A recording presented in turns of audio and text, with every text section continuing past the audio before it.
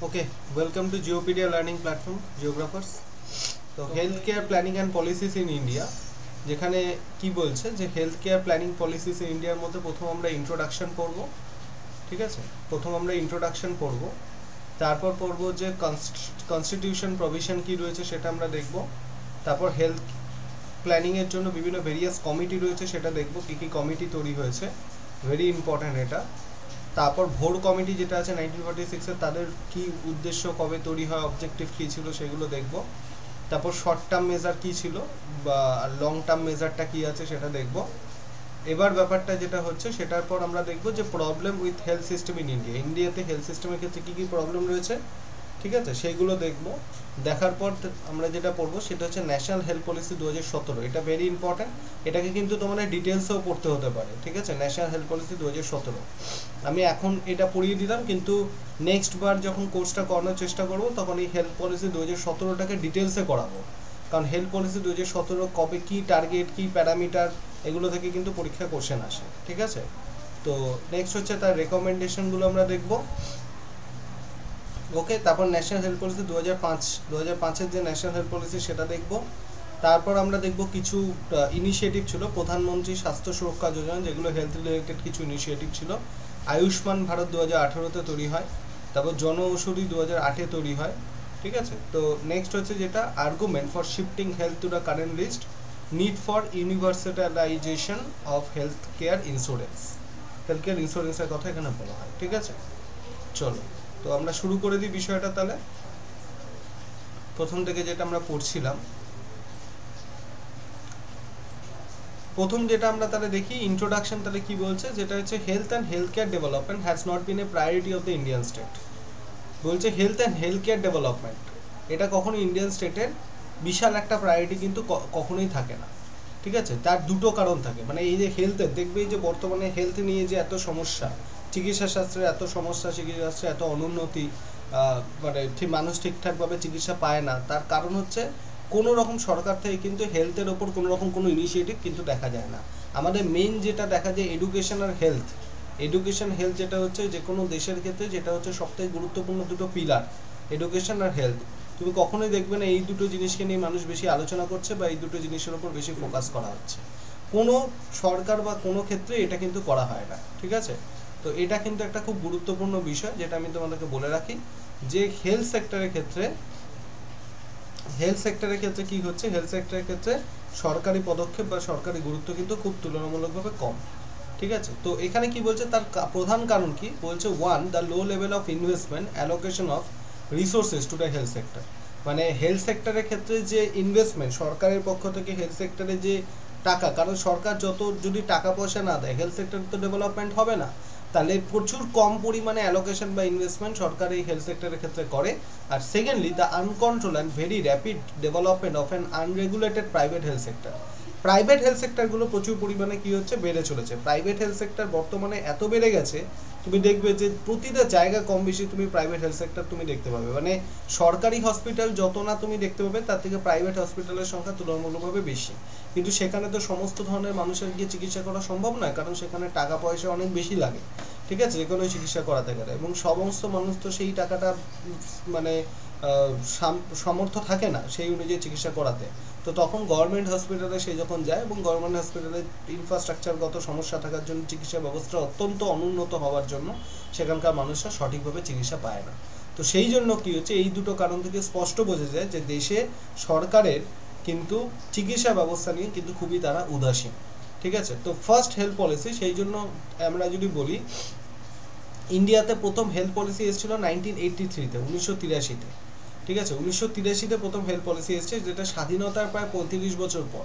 ভাবা যায় স্বাধীনতার 35 বছর ধরে কোনো রকম হেলথ নিয়ে কোনো কথাই হয়নি। স্বাধীনতার 1947-এ হয়েছে, 47-এ ইন্ডিপেন্ডেন্স হয়েছে, তারপর এই 35 ইয়ার্স পরে 1983-তে প্রথম আমাদের হেলথ পলিসি এলো, যেখানে হেলথ নিয়ে কথাবার্তা বলা শুরু হলো। তো এটা অত্যন্ত একটা মানে মানে খুবই বাজে ব্যাপার, যেখানে হেলথ হচ্ছে সবথেকে গুরুত্বপূর্ণ একটা বিষয়, সেখানেই সেই বিষয়টাকে গুরুত্ব দেওয়া হয় না। তো despite the fact that public health and sanitation, hospital and dispensary is a state subject, state list এবং শিডিউল, তোমরা নিশ্চয়ই জানো যে মানে কনস্টিটিউশনের 3টে লিস্ট থাকে, একটা স্টেট লিস্ট, একটা হয় স্টেট লিস্ট, একটা হয় সেন্ট্রাল লিস্ট, একটা হচ্ছে সেন্ট্রাল, ঠিক আছে,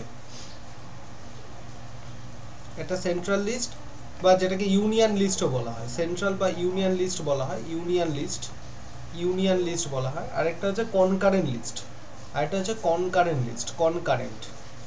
আচ্ছা, স্টেট লিস্ট মানে তোমরা মনে রাখবে, কনকারেন্ট লিস্ট গেল। স্টেট লিস্ট মানে হচ্ছে যে সমস্ত স্টেট লিস্টের আন্ডারে যে সেক্টরগুলো থাকবে সেগুলো সবই রাজ্য সরকারের দ্বারা পরিচালিত হবে, ঠিক আছে, সেগুলোর দায়িত্ব হচ্ছে রাজ্য সরকার। সেন্ট্রাল গভর্নমেন্টের আন্ডারে যেগুলো থাকবে সেগুলো সবটাই হবে কার আন্ডারে, সেটা সবটাই হবে তোমার ধরো সেন্ট্রাল গভর্নমেন্ট সেগুলো দেখবে। আর কনকারেন্ট লিস্টের আন্ডারে যেগুলো থাকবে সেগুলো both state and central government দেখবে। যেমন ধরো এই যে ধরো আমি যদি বলি এডুকেশন, ঠিক আছে, এডুকেশন শিক্ষা, তারপর ধরো জিনিসপত্রের দাম কম বেশি করা, প্রাইস কন্ট্রোল যেটাকে আমরা বলি, প্রাইস কন্ট্রোল, জিনিসপত্রের দাম কম বেশি করা, এই যে ব্যাপারটা প্রাইস কন্ট্রোল, এগুলো সবই কিন্তু কনকারেন্ট লিস্টের মধ্যে আসে। এগুলো সবই কোন লিস্টের মধ্যে আসে? Concurrent list.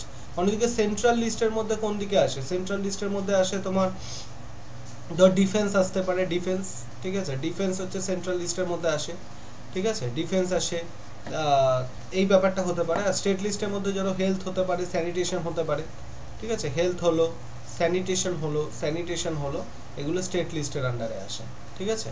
আমি জাস্ট কয়েকটা উদাহরণ দিয়ে তোমাকে বোঝালাম যে কোনটা কোন লিস্টের আন্ডারে যায়। এরকম অনেক উদাহরণ কিন্তু আসে পরীক্ষায়, এরকম লিস্ট দেয় যে ধরো তোমাকে একটা দিয়ে দিল, একবার পরীক্ষা এসেও ছিল 2019-এর ডিসেম্বরে, যে প্রাইস কন্ট্রোলটা কোন লিস্টের মধ্যে পড়ে, স্টেট লিস্ট, ইউনিয়ন লিস্ট নাকি কনকারেন্ট লিস্ট, তাহলে ওটা কোন লিস্টের মধ্যে হবে? কনকারেন্ট লিস্টের মধ্যে হবে, ঠিক আছে।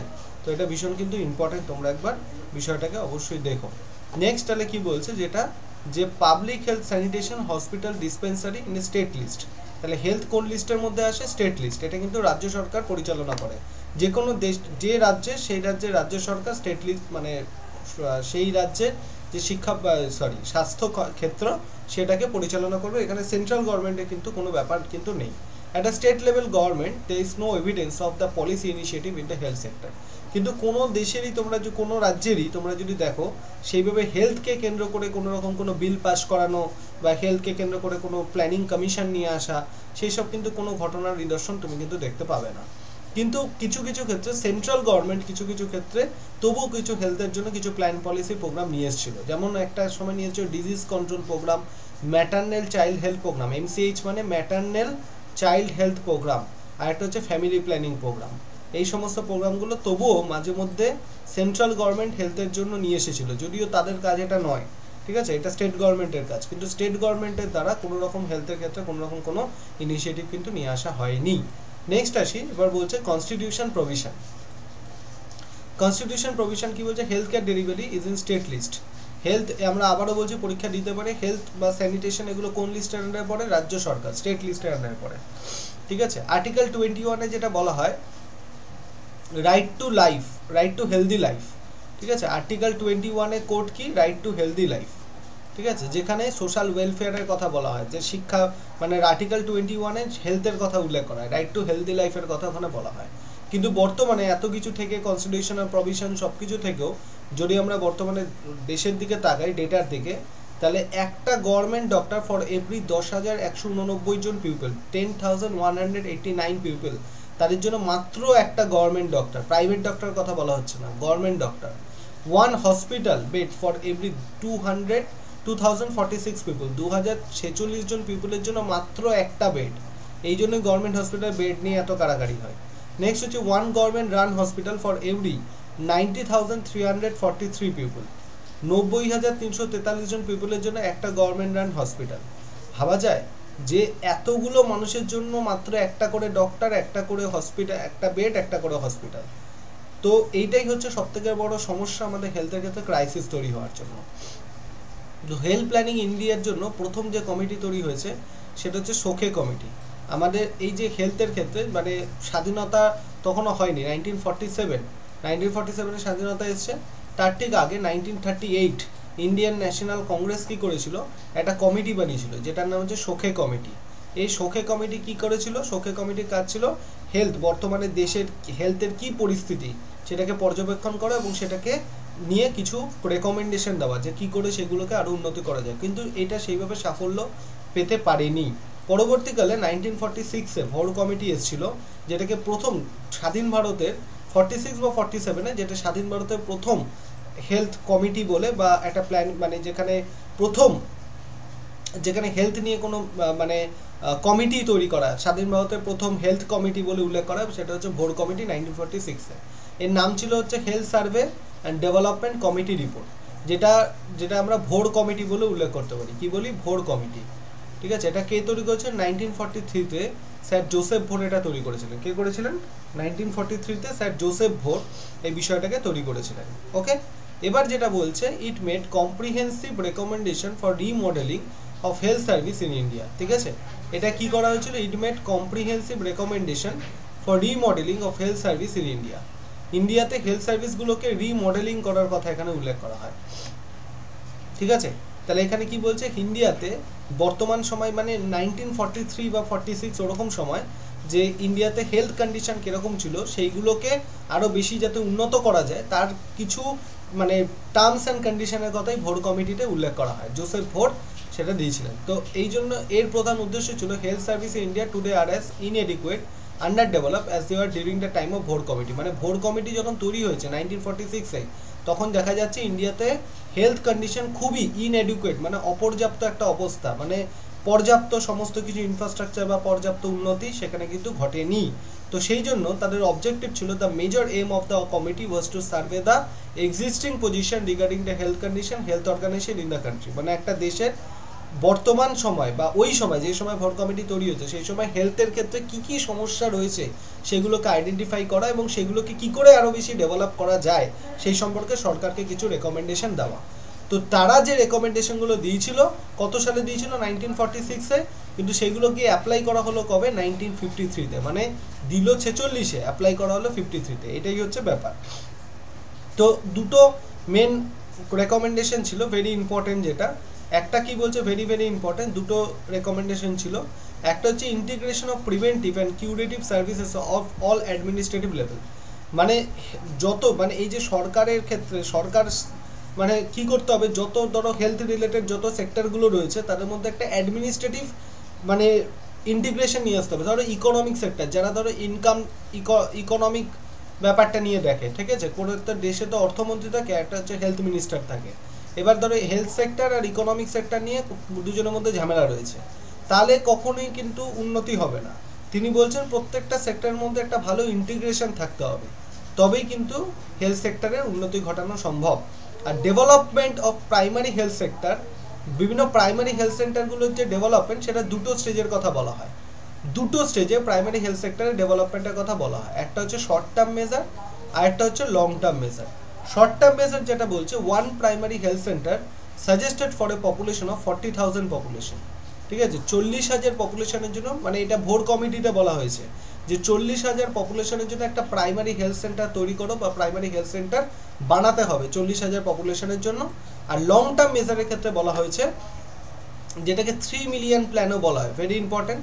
লং টার্ম প্ল্যানটাকে আমরা 3 মিলিয়ন প্ল্যানও বলতে পারি, যেখানে বলছে 10,000 থেকে 20,000 পপুলেশনের জন্য একটা 75টা বেডের হসপিটাল বানাতে হবে, 75 বেডের হসপিটাল। তাহলে কি বলছে, 10,000 থেকে 20,000 পপুলেশনের জন্য 75 বেডের হসপিটাল বানানোর কথা বলা হয়ে থাকে। তাহলে দুটো রেকমেন্ডেশন দিয়েছিলেন তিনি, একটা 40,000 পপুলেশন বা 40,000 পপুলেশনের জন্য একটা প্রাইমারি হেলথ সেন্টার তৈরি করতে বলেছিলেন, আর একটা হচ্ছে 10,000 থেকে 20,000 পপুলেশনের জন্য 75 বেডের হসপিটাল তৈরি করার কথা তিনি বলেছিলেন। নেক্সট এবার আসি, যেটা হচ্ছে কি, নেক্সট পরবর্তীকালে আরও কিছু কমিটি তৈরি হয় যারা হেলথের ক্ষেত্রে কিছু রেকমেন্ডেশন দিয়েছিলেন। তার মধ্যে প্রথম হচ্ছে মুদালিয়ার কমিটি, 1959-এ তৈরি হয়েছে। নামগুলো খুব ইম্পর্টেন্ট এবং তার সালগুলো, 1959-এ। তারপর চাঁদা কমিটি এসেছিলেন 1963-তে। তারপর মুখার্জি কমিটি এসেছিলেন 1965-এ। যুগলওয়ালা কমিটি 1967-এ। কার্টার সিং কমিটি 1973-তে। শ্রীবাস্তব কমিটি এসেছিল 1975-এ। তো একটা জিনিস মনে রাখবে, এই যে কমিটিগুলো, এগুলো সবই ভোর কমিটির পরে এসছে। ভোর কমিটি তো 1946-এ এসছে, তারপরে হেলথ রিলেটেড কাজের জন্য মুদালিয়ার কমিটি এসেছিল 1959-এ। তারপর Chadha, Mukherjee committee, Jungalwalla, Kartar Singh, Srivastava committee etcetera. ঠিক আছে, তো প্রেজেন্টলি এখানে কি বলা হয়, presently total expenditure of health is below 4% of the GDP. মানে জিডিপি, আমাদের টোটাল দেশের যে বাজেট মানে খরচ, তার মধ্যে 4%-এরও কম টাকা হেলথের ক্ষেত্রে নিয়োগ করা হয়, ঠিক আছে। while the government expenditure is below 1.3% of the GDP, the new health policy NHP promised to increase 2.5% of the by 2025, মানে অ্যাকচুয়ালি কত ছিল, মানে গভর্নমেন্ট 1.3% অফ দ্য জিডিপি, মানে টোটাল মানে গভর্নমেন্ট যে টাকাটা খরচ করে তার মাত্র 1.3% হেলথের ক্ষেত্রে নিয়োগ করা হয়, যেটা নিউ হেলথ পলিসি। পরবর্তীকালে যে হেলথ পলিসিগুলো এসেছিল 2005-এ 2017-তে, তখন ঠিক করা হয় যে হেলথের ক্ষেত্রে এই জিডিপিকে আমরা 2.5%, যেটা 1.3% আছে সেটাকে বাড়িয়ে 2.5% করবো 2025-এর মধ্যে। ভেরি ইম্পর্টেন্ট, পরীক্ষা দিতে পারে যে হেলথ সেক্টরের ক্ষেত্রে জিডিপিতে কত পরিমাণে পরিবর্তন আনার কথা বলা হয়েছে। 1.3% ছিল, সেটাকে বাড়িয়ে 2.5% করবে বলে প্রমিস করা হয়েছে ন্যাশনাল হেলথ পলিসি 2017-তে। কবের মধ্যে করবে? 2025-এর মধ্যে, ঠিক আছে। চলো নেক্সট টপিক আমরা দেখি, তাহলে কি বলছে, প্রবলেম উইথ, তাহলে কি বলছে, আরেকটা বলছে এনএইচপি ন্যাশনাল হেলথ পলিসি 2002-তে বলছে aim was to improve the expenditure health to 2% of the GDP without specifying a date। এবং 2002 সালে একটা হেলথ পলিসি এসেছিল, সেখানে বলা হয়েছে যে আমাদের যে বর্তমানে হেলথের ক্ষেত্রে জিডিপি কত 1.3% রয়েছে, মানে জিডিপির 1.3% হেলথের ক্ষেত্রে নিয়োগ করা হচ্ছে, সেটাকে বাড়িয়ে আমরা 2% করে দেবো। কত পার্সেন্ট? 2% করে দেবো, কিন্তু কবের মধ্যে করব তার জন্য কিন্তু কোনো রকম স্পেসিফাইড ডেট কিন্তু মেনশন করা হয়নি, ঠিক আছে। নেক্সট এবার আমরা দেখি যে হেলথ সেক্টরের ক্ষেত্রে কী কী সমস্যা রয়েছে। হেলথ ইনফ্রাস্ট্রাকচারের ক্ষেত্রে সমস্যা কি? Insufficiency of hospital bed. আমরা সবাই জানি যে হসপিটালে তুমি যদি গভর্নমেন্ট হসপিটালে যাও, সব থেকে বড় সমস্যা হচ্ছে সেখানে বেড পাওয়ার সব থেকে বড় অসুবিধা। হসপিটালে বেড পাওয়া যায় না, ঠিক আছে, কারণ আমি আগেই বললাম এত নাম্বার অফ হিউজ পপুলেশন, তার জন্য বেড মাত্র খুব সংখ্যায় কম, সেটা একটা সমস্যা। এটা হচ্ছে শর্টেজ অফ স্টাফ, যথারীতি ডাক্তার বা স্টাফেরও কিন্তু অভাব রয়েছে যে কোনো গভর্নমেন্ট হসপিটালে।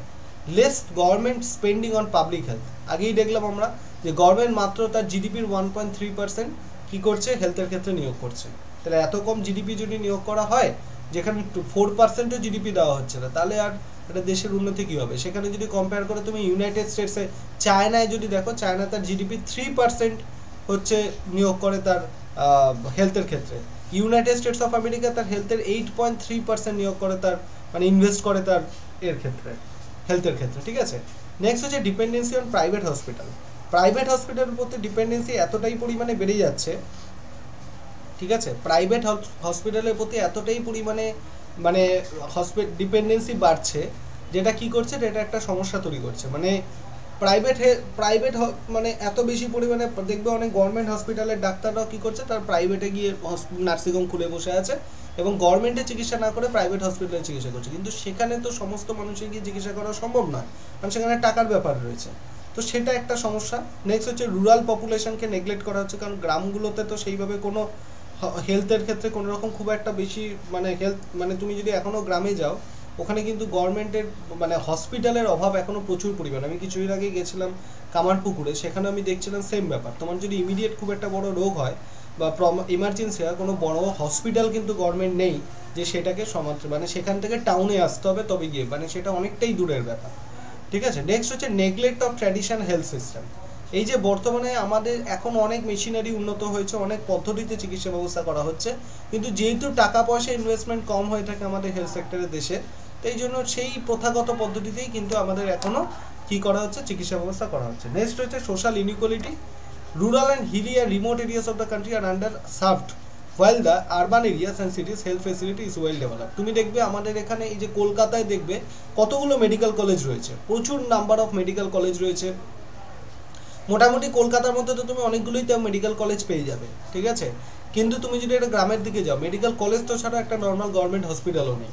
তো এটা একটা সবথেকে বড় ইনইকুয়ালিটির জায়গা। Lack of regulations. Lack of regulation মানে কি? Lack of regulation by government in private sector allows doctor hospital to adapt unethical practices. Actually যারা গভর্নমেন্ট ডাক্তার হয়, যেমন গভর্নমেন্ট টিচার যেমন হয়, তাদেরকে প্রাইভেটে পড়ানোর কোনো অধিকার যেমন থাকে না, এটা আনএথিক্যাল। ঠিক তেমনি যারা গভর্নমেন্ট ডাক্তার হয় তাদের কিন্তু প্রাইভেটে প্র্যাকটিস করা বা প্রাইভেটে কোনো রকম নার্সিংহোম বা এগুলো করে রাখার কিন্তু কোনো রকম কোনো মানে এটা ঠিক না, আইনি নয়, আনএথিক্যাল। কিন্তু কে বলবে এগুলোকে রেগুলেট করার জন্য? সঠিক রেগুলেশন বা সঠিক ব্যবস্থা কে নেবে? কেউ নেওয়ার নেই। তো এগুলো হতে চলেছে। ফাইনালি কী হচ্ছে, গভর্নমেন্ট হসপিটালগুলো পিছিয়ে পড়ছে। Inadequate health insurance. হেলথ ইন্স্যুরেন্সের হচ্ছে সবথেকে বড় একটা সমস্যা, যেখানে তুমি দেখো ইউনাইটেড কিংডম মানে ইউকেতে তুমি ধরো 83.5% মানুষদের ওখানে হেলথ ইন্স্যুরেন্স রয়েছে। আমাদের দেশে দেখো কটা মানুষের হেলথ ইন্স্যুরেন্স রয়েছে। অ্যাকচুয়ালি হেলথ ইন্স্যুরেন্স তখনই হবে যখন মানুষ তার ইনকামের কিছু ইনকাম তার মানে কি হবে, সারপ্লাস ইনকাম হবে, মানে অতিরিক্ত ইনকাম হবে, মানে সারপ্লাস ইনকাম হবে যেটাকে বলে অতিরিক্ত ইনকাম। সারপ্লাস ইনকাম যেটাকে বলা থাকে অতিরিক্ত ইনকাম, মানে তুমি যদি খেয়ে পড়ে তোমার জীবনযাপন করার পর অতিরিক্ত যখন ইনকাম হবে তখনই তো তুমি হেলথ ইন্স্যুরেন্স করবে। তো আমাদের দেশের ক্ষেত্রে মানুষ খেয়ে পড়ে বেঁচেই তার টাকা থাকে না, ঠিক আছে, তারপরে অতিরিক্ত টাকা কোথা থেকে পাবে হেলথ ইন্স্যুরেন্স করানোর জন্য। নেক্সট হচ্ছে fragmented health information system, data is incomplete and often is duplicated, poor education status leads to non utilisation, scanty health service, increase in the avoidable risk factor. মানে হেলথের ক্ষেত্রে তুমি দেখবে আমাদের দেশে ধরো কোনো একটা রোগ হলো সেইটা নিয়ে সঠিক মানুষের ইনফরমেশন অভাব রয়েছে। মানে ধরো আজকে কিছু একটা রোগ হলো, চলো আমি একটা দোকান থেকে ওষুধ কিনে খেয়ে করে নিচ্ছি, ঠিক আছে, ওষুধ কিনে খেয়ে নিচ্ছি, আমার কমে যাবে, হয়তো সাময়িক কমে গেল কিন্তু পরবর্তীকালে সেটা একটা বড় আকার ধারণ করলো। এই যে সহজেই কিন্তু আমাদের দেশে ডাক্তার লোকে দেখাতে চায় না, তার একটাই কারণ, অন্যতম কারণ, তার অন্যতম কারণ হচ্ছে প্রাইভেটে দেখাতে গেলে পয়সা, আর দ্বিতীয়ত সরকারি হসপিটালে দেখাতে গেলে তার যে মানে ফ্যাচাং রয়েছে, অনেক সমস্যা এবং সঠিকভাবে চিকিৎসা বা সঠিকভাবে তাকে দেখাও হবে না, ঠিক আছে। তো এই সমস্ত কারণের জন্য কিন্তু আমাদের দেশে মানুষ বেশি পরিমাণে অসুস্থ হয় এবং সেখান থেকে রিকভার করার সুযোগটা কিন্তু খুব কম, ঠিক আছে। নেক্সট এটা বলছে জিওগ্রাফি অফ ইন্ডিয়া, আমাদের যেটা সাবট্রপিক্যাল ক্লাইমেটে আমরা বসবাস করি সেই জন্য এখানে ডিজিজ বা রোগ জীবাণুর পরিমাণ কিন্তু ক্লাইমেটিক কারণে অনেক বেশি। এই যে সিজনাল চেঞ্জ হচ্ছে, এই যে গরম থেকে ধীরে ধীরে ঠান্ডা পড়বে, আবার ঠান্ডা থেকে গরম, এত বেশি পরিমাণে সিজন চেঞ্জ হয় আমরা যেখানে বসবাস করি সাবট্রপিক্যাল রিজিয়নে। তো এই জন্যই শরীর খারাপ, যখনই সিজন চেঞ্জ হবে তখনই দেখবে কিছু না কিছু একটা রোগ হবে, ডাক্তারের কাছে ওষুধের দোকানে প্রচুর ভিড় পড়ে যাবে। নীতি আয়োগ অ্যাকশন প্ল্যান, নীতি আয়োগ মানে national institute for transforming India, যেটা 2015 সালে তৈরি হয়েছিল। এরা কিন্তু একটা স্ট্যাচুইটারি বডি, মানে এরা সেন্ট্রাল গভর্নমেন্টের আন্ডারেও পড়ে না, স্টেট গভর্নমেন্টের আন্ডারেও পড়ে না, এদেরকে বলা হয় স্ট্যাচুইটারি বডি। এবং নীতি আয়োগ হচ্ছে একটা থিঙ্ক ট্যাঙ্ক হিসাবে কাজ করে, মানে দেশের কোনো রকম কোনো ক্ষেত্রে তারা বিভিন্ন সাজেশন দেয় যে কী করে জিনিসটাকে আরও বেশি ইমপ্রুভ করা যেতে পারে, এটাই হচ্ছে নীতি আয়োগের কাজ। তো নীতি আয়োগ হেলথের ক্ষেত্রেও কিছু সাজেশন দিয়েছে, যেখানে বলছে যে out of pocket spending on health to 50% by 2020 from 63.4% at present, ঠিক আছে। মানে বলছে যে 2020 সালে হেলথের ক্ষেত্রে যে বিনিয়োগটা করা হতো সেটা 50% ছিল, সেটাকে বর্তমানে 2022-23 নাগাদ বাড়িয়ে সেটাকে 63.4% করার কথা এখানে উল্লেখ করা হয়েছে, ঠিক আছে। নেক্সট আমরা আসি ন্যাশনাল হেলথ পলিসি 2017। আমি আবারও বলছি এটাকে ডিটেলসে পড়তে হবে তোমাদের, দরকার পড়লে আমি তোমাদের একটা পিডিএফ দিয়ে দেবো যেখানে national health policy actually government data, সেটাকে তোমরা কিন্তু পড়বে, কারণ অনেক টার্গেট গোল এগুলো থেকে পরীক্ষা কিন্তু কোশ্চেন দেয়, যে কত টার্গেট, কত গোল, কতটা ইনফ্যান্ট মর্টালিটি কমাতে হবে, কতটা চাইল্ড মর্টালিটি কমাতে হবে। এই পিডিএফটা অতটাও হেলথ পলিসি 2017-কে ডিটেলস করে করা নেই, ঠিক আছে, এইটাকে ওপর ফোকাস করে পুরো পিডিএফটা করা নেই। আমি নেক্সট কোর্সে চেষ্টা করছি এই টপিকটাকেই আরও বেশি ইলাবোরেটলি পড়ানোর জন্য, ততদিন আমি তোমাদেরকে একটা পিডিএফ দিয়ে দেবো, সেখান থেকে পড়তে পারো, ঠিক আছে। তো এখানে কি কি বলা হয়েছে, যা প্রথম যেটা বলছে যে স্বচ্ছ ভারত অভিযানের কথা বলা হয়েছে ন্যাশনাল হেলথ পলিসিতে, যেটা আমরা সবাই জানি, সব রাস্তাঘাট পরিষ্কার করা এইসবগুলো। Balances healthy diet and regular exercise, প্রতিদিন এক্সারসাইজ করার কথা বলেছে, একটা হেলদি ডায়েট খাওয়ার কথা বলা হয়েছে। Addressing tobacco, alcohol, substance abuse, এই যে এই ধরনের যে নেশা জাতীয় পদার্থ সেগুলোকে বর্জন করার কথা বলা হয়েছে। যাত্রী সুরক্ষার কথা বলা হয়েছে। Preventive death due to rail and road traffic accident, এই যে রেল বা রোডের ট্রাফিকের যে অ্যাক্সিডেন্ট হয় সেটাকে বন্ধ করার জন্য একটা যাত্রী সুরক্ষা ব্যবস্থা করার কথা বলা হয়েছে। নির্ভয়া নারী, অ্যাকশন এগেনস্ট জেন্ডার ভায়োলেন্স, যেটা এখন সবথেকে তোমরা কলকাতা সবথেকে গুরুত্বপূর্ণভাবে এখন তোমরা দেখতে পাচ্ছ, চারিদিকেই এখন আন্দোলন হচ্ছে, কারণ আরজি কর কাণ্ডকে কেন্দ্র করে। নিশ্চয়ই এটা তোমাদেরকে নির্ভয়া নারী ব্যাপারটা এটাকে আমাদেরকে বলতে হবে না। নেক্সট হচ্ছে reduce stress and improve safety in the work place, যেটা নিয়েও এখন একটা সন্দেহের প্রশ্ন এসে গেছে, যে কোনো মেয়েরা তার ওয়ার্ক প্লেসেও বর্তমানকালে কিন্তু এখনও মানে সেফটি নেই, সেখানে সেফটি নেই, কারণ যদি থাকতো তাহলে এই ঘৃণ্য যে কাজটা বা যেটা আমরা দেখলাম যেটা আমরা বর্তমানে ফেস করছি এবং কিছুদিন আগে যে ঘটনাটা ঘটেছে সেটা ঘটতো না, ঠিক আছে। তো সবই রেকমেন্ডেশন থাকে, কিন্তু বাস্তবে সেগুলো কতটা মানে অ্যাপ্লাই করা কিছুই হয় না। নেক্সট হচ্ছে reducing indoor and outdoor air pollution. Indoor মানে ঘরের ভেতর এবং ঘরের বাইরে এয়ার পলিউশনকে রেকমেন্ডেড মানে বন্ধ করার কথা বলা হয়েছে, ঠিক আছে। নেক্সট হচ্ছে national health policy 2005। National health policy 2005-এ কী বলছে? ন্যাশনাল হেলথ পলিসি 2005-এ যেগুলো তৈরি করার কথা বলা হয়েছে তা হচ্ছে national rural health mission, national urban health mission তৈরি করা হয়েছিল। Rural health mission and urban health mission, এটা ভীষণ ইম্পর্টেন্ট।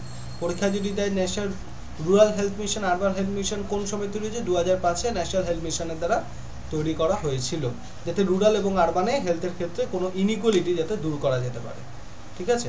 নেক্সট আমরা টপিক পড়ি সেটা হচ্ছে কি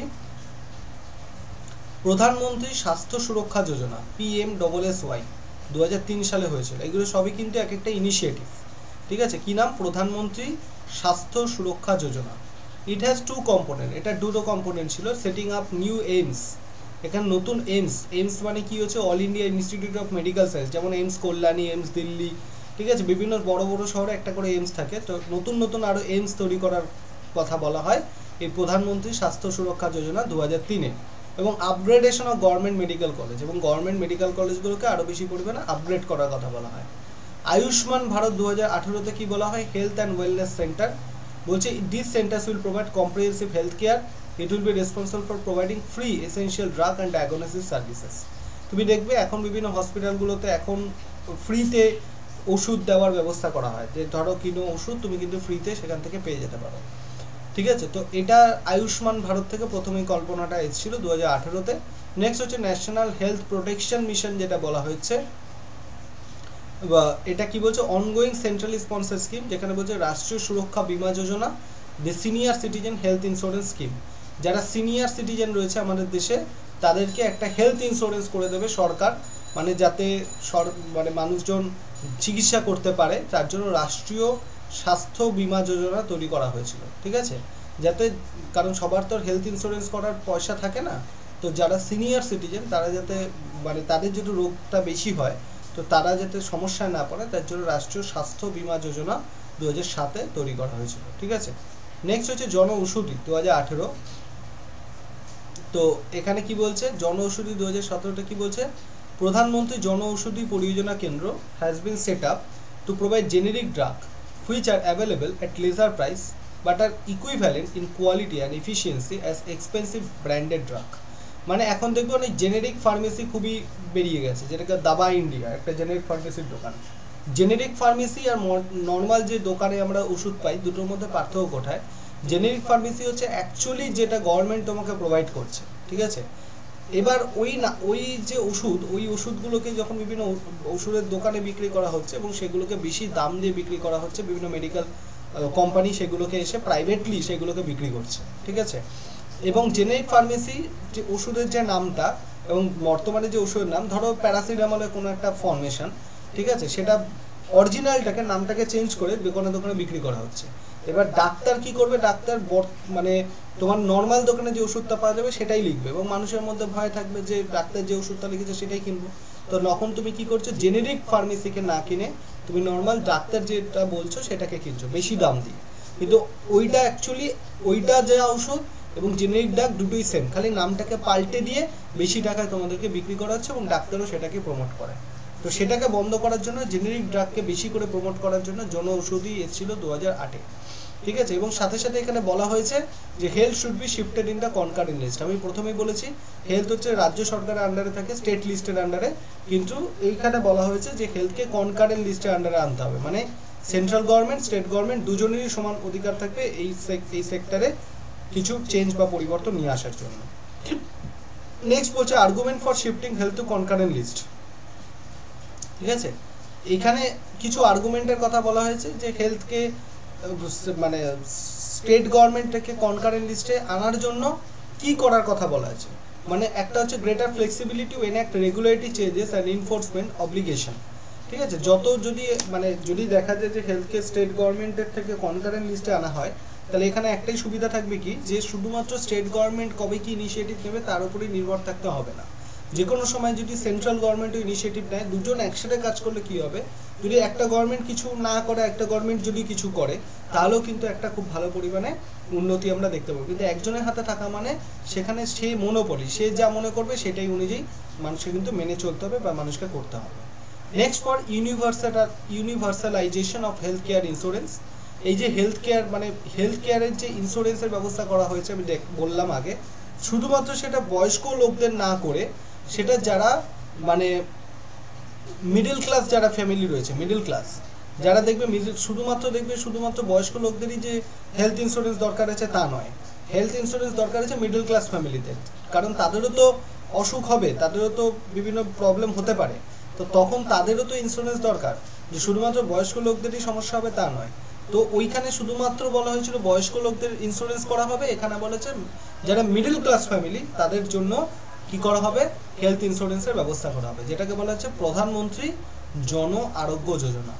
তোমরা এই ইনিশিয়েটিভগুলোর নাম অবশ্যই মনে রাখবে। এই PMJAY পরীক্ষা দিতে পারে যে PMJAY কোন ইনিশিয়েটিভের সাথে যুক্ত, হেলথ সেক্টর, তারপর হচ্ছে আরও অনেক সেক্টর, ট্রাভেল সেক্টর, হ্যানা তেনা, কোন সেক্টর ডেভেলপমেন্টের জন্য যুক্ত, তা তোমাকে অবশ্যই জানতে হবে প্রধানমন্ত্রী জন আরোগ্য যোজনা।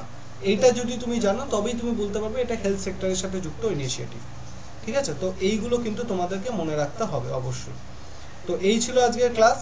এখানে তোমরা বিশেষ করে যেটা মনে রাখবে সেটা হচ্ছে যে এই যে ভোর কমিটি যেটা আমি তোমাদেরকে পড়ালাম, ভোর কমিটিটা খুব ভালো করে পড়ে রাখবে, ভীষণ ইম্পর্টেন্ট। ভোর কমিটির রেকমেন্ডেশন কবে হয়েছে, কি বলেছে, এইগুলো খুব ভালো করে মনে রাখবে।